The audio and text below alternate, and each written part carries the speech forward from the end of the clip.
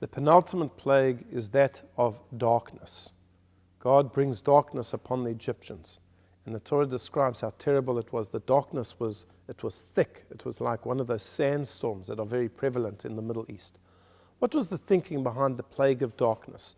And Rashi gives us two explanations. One explanation is that prior to the Exodus, Moses says to all of the Israelites, I want you to go and ask the Egyptians to give you gifts. You've been working here for 210 years. You can't leave empty-handed. They should give you garments. They should give you implements. Go and ask for things. Well, what would happen if the Israelite would go to the Egyptian and the Egyptian would say, I don't have anything? So therefore, God made the days of darkness so that the Hebrews, the Israelites, who could see, even though it was dark, could go into their homes, find all of their treasures, and then report to them and say to them, no, what are you denying? I saw exactly what you have in your home. That was one explanation. Another explanation is that there were Israelites who didn't believe and who had become totally corrupted and totally assimilated, and they didn't deserve to leave Egypt. So they died during the days of darkness, and they were buried, so that the Egyptians would not even know about it whatsoever. But the Torah, when describing the days of darkness, says an interesting thing. It says, V'lo ra'u ish et achiv. It was so dark that one man could not see his brother. Lo ra'u ish et achiv. One man could not see his brother. And one of the Hasidic commentators tells us as follows.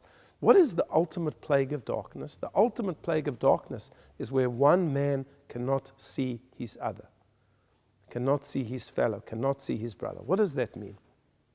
When a person has got their own tzoros, they've got their own problems, they've got their own pekel, and because of the problems that they have in their life, they turn away from their relatives, they turn away from their community, that is the ultimate form of darkness. That's what it means to be in darkness.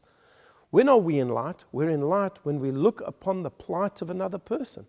That person's going through a hard time, they've just had a bereavement, they've lost money, they're going through a difficult time. Let's help them out. Let's look upon our brothers. V'ahavta l'recha kamocha. Let's love our fellow man as we love ourselves. But if we don't look upon others, even though we're going through a hard time, that doesn't justify us turning away from other people. That's what darkness is. Lo ra'u ish et achiv. We cast ourselves, we put ourselves into darkness when we turn away from those that we should love and those that we should help. I wish you a Shabbat Shalom.